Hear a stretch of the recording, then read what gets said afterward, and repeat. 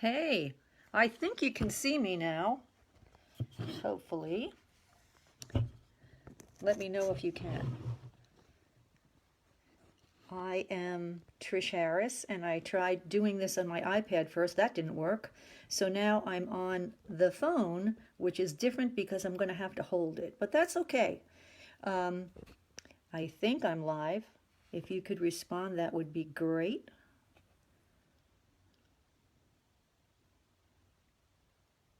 Okay, good. Well, let's get started.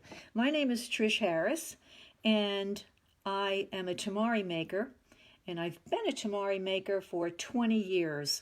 And the questions people always ask me is, how did you get started in this? Well, I always loved fiber art stuff, and I found a book a long time ago, and once I started working with that book, I never looked back. So here I am making tamari for 20 years. Um, Here's my plan. I'd like to show you the materials needed to make tamari, and then I'm going to show you the skill levels of tamari. So let's get started. Basically, anybody can do tamari. You need to have patience to do it. Tamari means handball in Japanese. It's a Japanese art that started in the 7th century.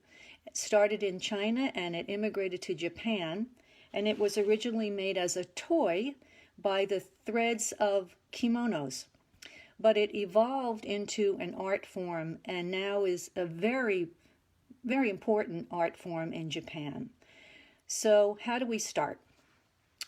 We start most of the time with a foam ball, because people want to know, what is the core, the center of this? Let me show you a tamari as an example. This is a tamari. It's stitched and it's on a ball. Think of it as a 3D kaleidoscope or a 3D mandala. So you have to make the ball first. The process of making the ball is lengthy, and in the Japanese culture, this process, which some people find a little boring, is as important as the design. So we start with the core, a foam ball. Then the foam ball is wrapped in a soft material like yarn. Some people use quilt batting. And all the time we're trying to keep this round because we have a size in mind that we want, maybe 24 centimeters around.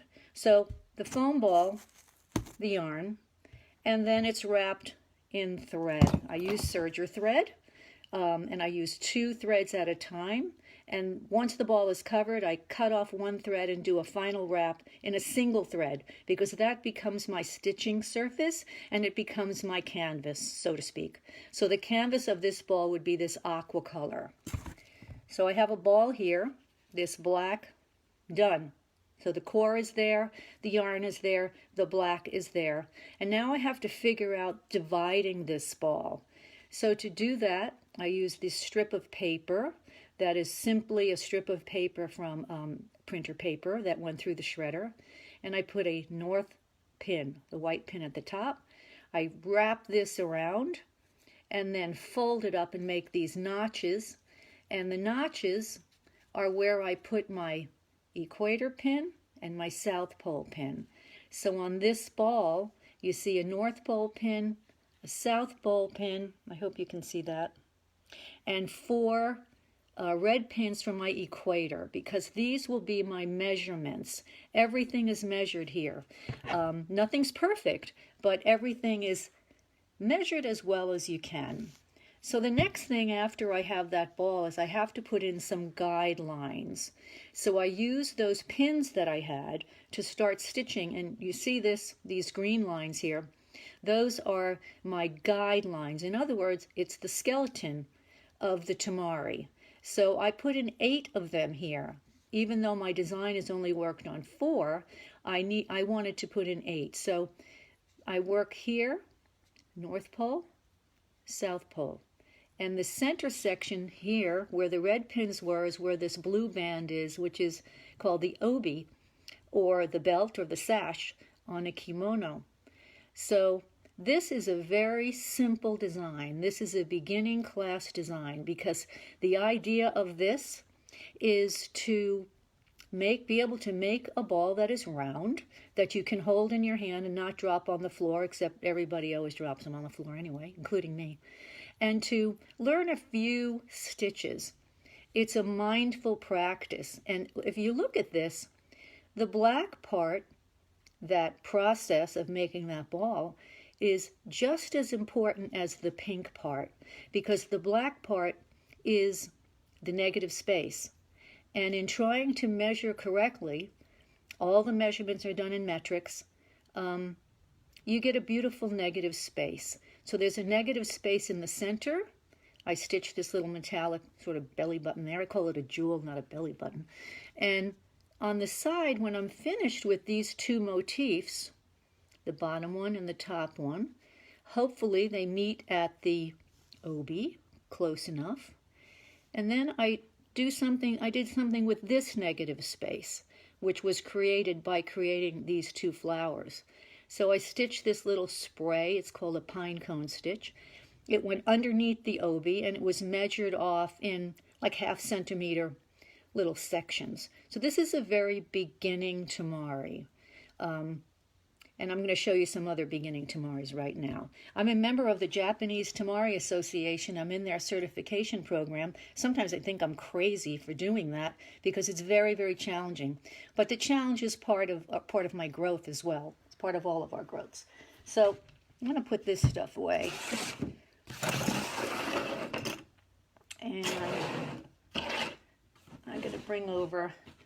Anyway, while I'm bringing this over, the Japanese Tamari Association is something that you don't have to be in to make tamari. Anybody can make tamari. If you have patience, you're somewhat mindful, you have halfway good vision or corrected vision, you have a good light, you have some tools, some little scissors, some thread, etc. Anybody can do this, but it does take patience. I call it the Tai Chi of arts and crafts. So here's some other beginning things. For my level 1, I'm in the certificate program. There's level 4 in the Japanese, the 4 levels, in the Japanese Tamari Association. Level 1, well, to begin in level 1, you have to have made at least 30 balls. Well, I've made hundreds of balls, so I met that requirement. You have to show them. And so level 1, you have to be able to make a round ball. You have to be able to make some squares that are square, and that where the negative space, where the squares meet, and where the negative space is pretty much all the same.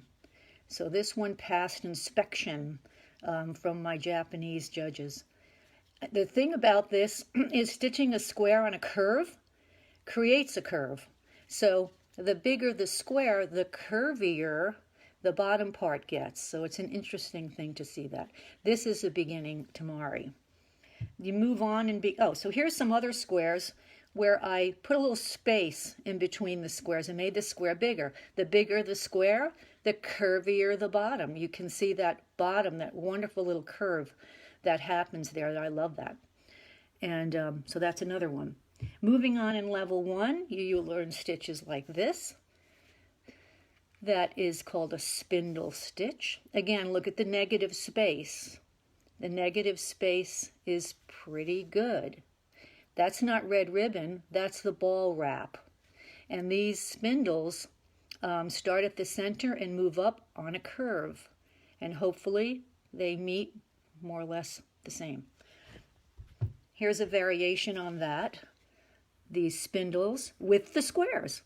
Now it's square on square on square on square, but on opposite threads. So most of the top square covers some of the bottom. So there's 1, 2, 3, 4, 5 layers of squares here. And these nice little spindle stitches there. So this is also a beginning one. It's called a friendship square. It's like interlaced arms. It's pretty cute. So moving on, so I passed my level 1. It took a long time. Then I went to level 2. And level 2, now, instead of doing these simple divisions where you divide things into 4 or 8, you have to start learning to divide things in more complicated ways. So Yeah, there's a North Pole and a South Pole, but then instead of just going down and around, the divisions go sideways as well. So there are several motifs here, and these motifs I had to show a continuing stitch. In other words, that's not layered. It's not like the flower and then the square and the other square. This is a continuous stitch that goes from the center out, and I used several colors to prove that I could do this. And I like this design.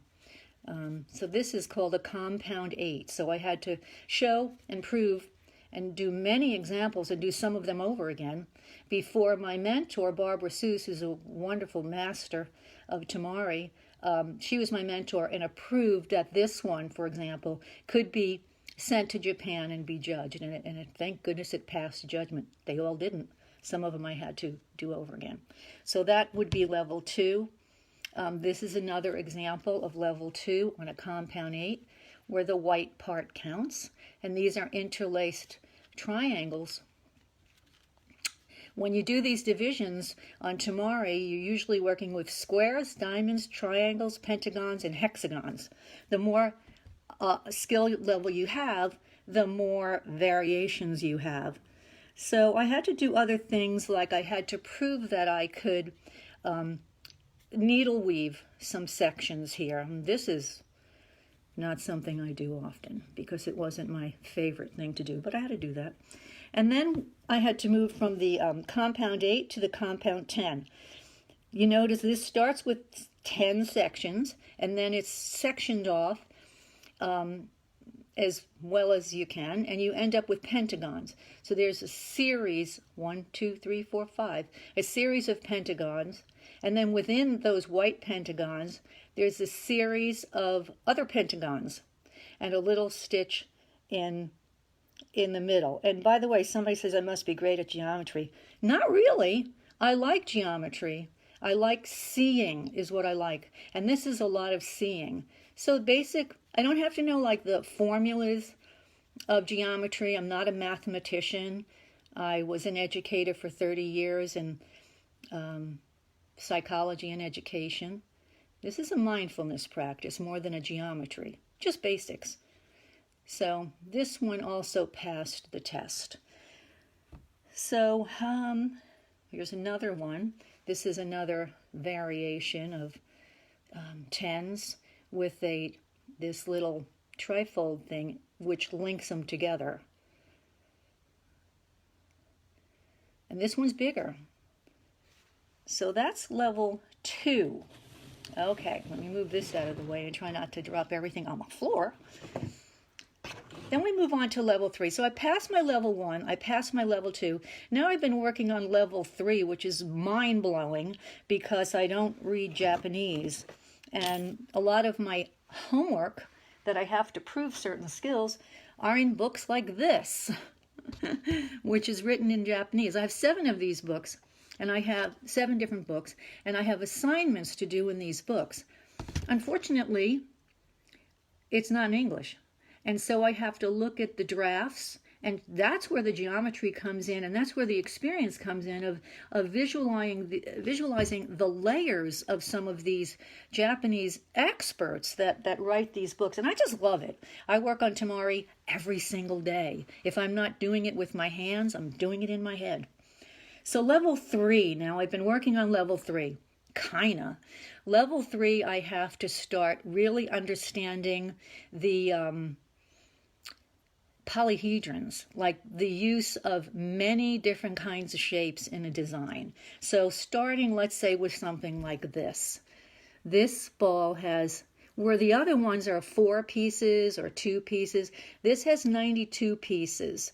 So my skeleton, my guidelines, had to go in a lot of different directions, not randomly, but measured directions. And if you can see this, it's a series of hexagons, 6-sided figures, covered. I did all the hexagons first, and then every hexagon group has a pentagon stitched on top of it. So this skeleton, so to speak, was made up of hexagons and pentagons. And I kept the color. I use metallic thread. I use a fine metallic thread often for the guidelines. And then I wanted to have that blue contrast with the fuchsia. It's fuchsia. It looks pink maybe on here, but it's fuchsia. That was an accomplishment. Another thing that would be level 3 is this. These little leaf sections here, that's a pentagon made into a star. But the little leaf sections, there's 85 of those. And they are hand done with some level of measurement that was interesting to do. I'll never do this one again, but I do like it. Also in this level, you have to prove that you can completely cover a ball with design. This thread wrap is gray, but the design completely covers the ball. And there's many of these that I have to do. This is one that I did before. I like this one. And I like covering the ball, although sometimes these needles that I use are used as a freaking, crowbar, because if this isn't going over where I want it, which in this one you can see maybe it's not, right there, I'll use the back of my stitching needle and I will push that over. I will push it over and hope it doesn't all pop out. But so this is a fully covered ball. Usually I'll use a gray underneath there because it's neutral. So moving along with that, this is another fully covered or almost fully covered ball. I need to practice this. Another thing I need to do in level 3 is take very clear notes, which I'm not good at doing. And I have to be able to write down what I did. And I also have to be able to draw the design or use a graphic design program, which I'm trying to learn now, but it's, oh my goodness. This is a 8 divided into 8, but it's a little asymmetrical. You can see those green parts are sometimes lying next to each other, and sometimes they are perpendicular. I can't find that. Perpendicular, more or less, to each other. And it's a half flower. The half flower is a little tricky. This is another one that is very pretty, I think. Using the square and the flower, using this continuous green stitch that goes around. Have to have very sharp needles. So moving on to level 3 and level 4, it'll probably take me several years to finish level 3 because it's difficult. And I go up and down and all around on whether or not I want to do it, so that doesn't really help me. So moving along to the next level. You see how big these get now?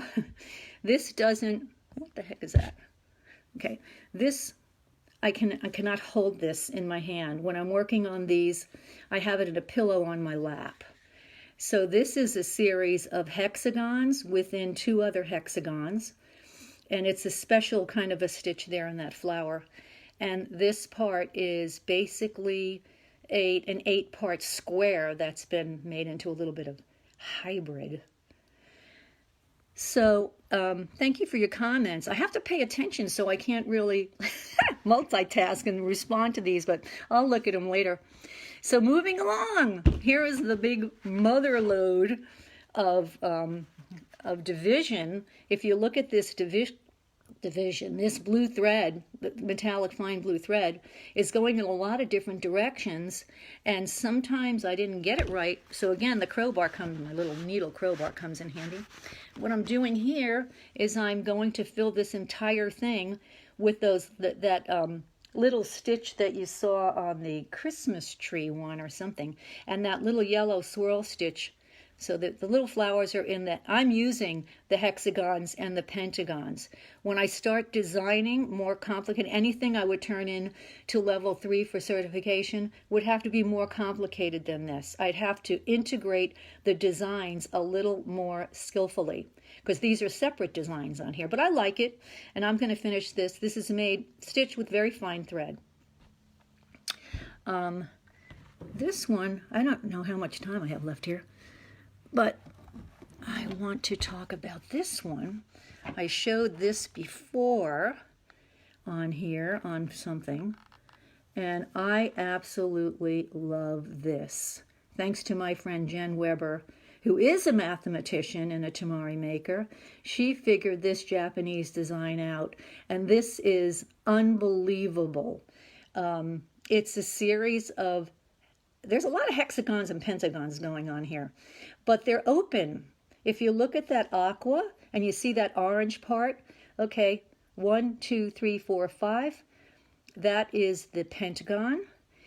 And I made that one first. And then all those other 1, 2, 3, 4, 5 pentagons that are stitched around that are open. They're open to the middle. They're not closed. And because they're open and they overlap, it gives you that nice little petal that's in the middle. And it gives you that pointy little, I don't know what you call it, like a little pointy house design on the top. So that is part of this. The other part of this is the hexagon. So now it's 6 things, 1 continuous stitch. That entire pattern is 1 continuous stitch. So, and then you end up with these little diamond shapes that I chose for the fuchsia, purple, and orange. What I'm doing with this design is, you see that thread in there? My plan is to take, that's why it looks like it does. I started taking that out so that what's going to be left is the black canvas, not canvas, but background. I don't want the distraction of that sewing thread that I used to section this off into 226 pieces. 226. It's insane. Some people think I'm insane doing this, but I like it. So that is that. Tamari, I have a lot of examples here, and whoops, and I have, I don't know, I can't do that. So anyway, back to this. Tamari is often given as a gift, and a gift on auspicious occasions. It's a special gift. If you ever get a gift from me of one of these, it's because I know that you are a special person and you won't let the cat play with it.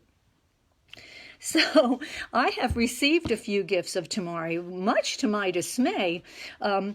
One gift, I didn't bring it up here, but I received a gift from my daughter-in-law's grandma, who saw these and she wanted to do it. And she was I think a watercolor painter, and she just wanted to do it. So, and she was visiting me, and I said, okay, you can borrow my book, but I'm going to hunt you down if you don't return that book. And I knew she'd return the book, but sometimes people don't. So not only did she return the book, she made a tamari for me from that book, and I was really surprised by that, and I was so pleased.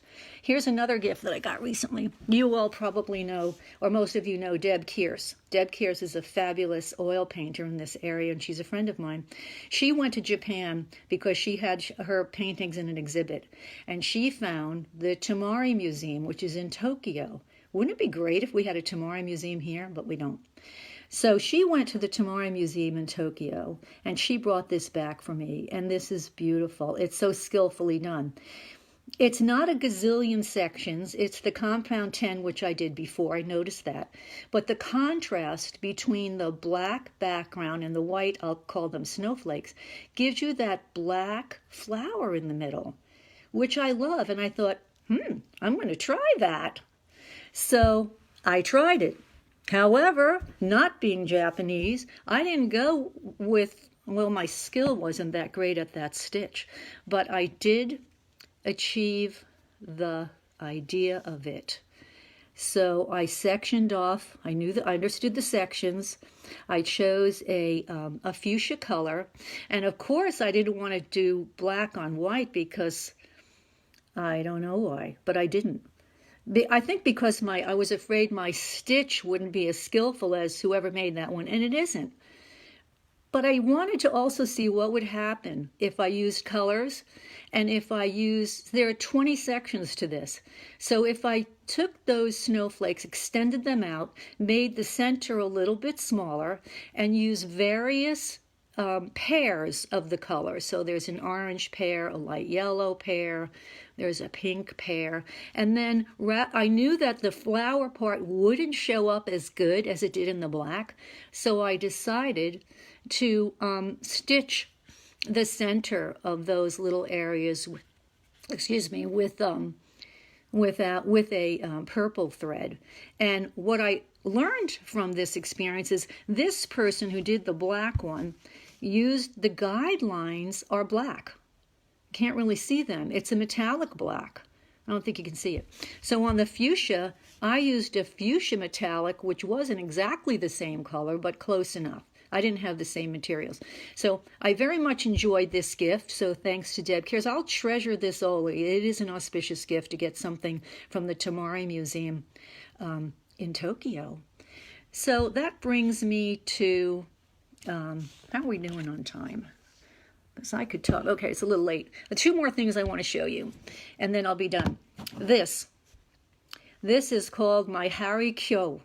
And I'm not saying that right. But in February, the first weekend in February, all stitchers, or many stitchers in Japan, go to the temple, and they are kimono makers and costume makers and tamari makers, and they bring their broken needles there, and they leave them at the temple. And that is not because they think there's life to these broken needles, but it's because they appreciate their tools and they want to give thanks for the gratitude for the tools that they have. I love that. So and they put them in a block of tofu. So not having a block of tofu I want to leave around for a year, I use these cosmetic sponges in an Altoids can.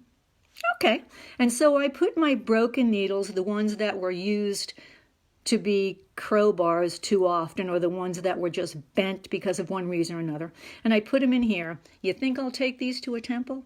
I might, but I don't know.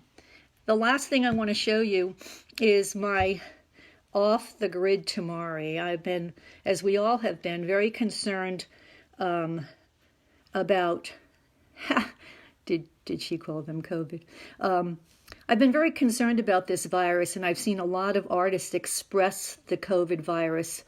And I did this. I did not use red, but I felt this trapped feeling of these virus going around here that kind of made our little life a lot more uneven. I couch stitched some of this black rat tail stuff here. Everything's a little bit out of whack. I didn't use red. I didn't want to use red. And I just really didn't have a plan. But I realized that this indeed was my expression of the COVID virus. And I didn't know where to start and I didn't know where to end. So eventually I just ended it. So once in a while I do go off the grid, and it uses a different part of my brain.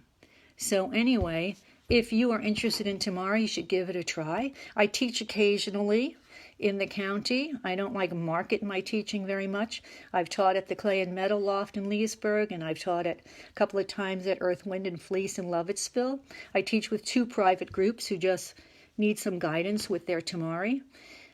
And yeah, so if you are interested in that, I hope that whatever you do, that you find something that becomes your second language. And all of these things that we see at Franklin Park is somebody's second language, which really is their first language, because their first language is creativity. And we all have it. Look at a baby, look at any children. They talk to their toys. We all are creative. And so it's such a pleasure to see all of these people around this area doing so many incredible things that I never really knew was going on. So keep up the good work, Franklin Park Art Center. And I can't wait tomorrow to see the tap dancer. Why not? I'll probably be trying to tap dance along with the tap dancer, which you're glad that won't be on camera. But anyway, thank you for joining me today. Stay safe. Thanks to Franklin Park and all of you for listening. And see you later. Bye.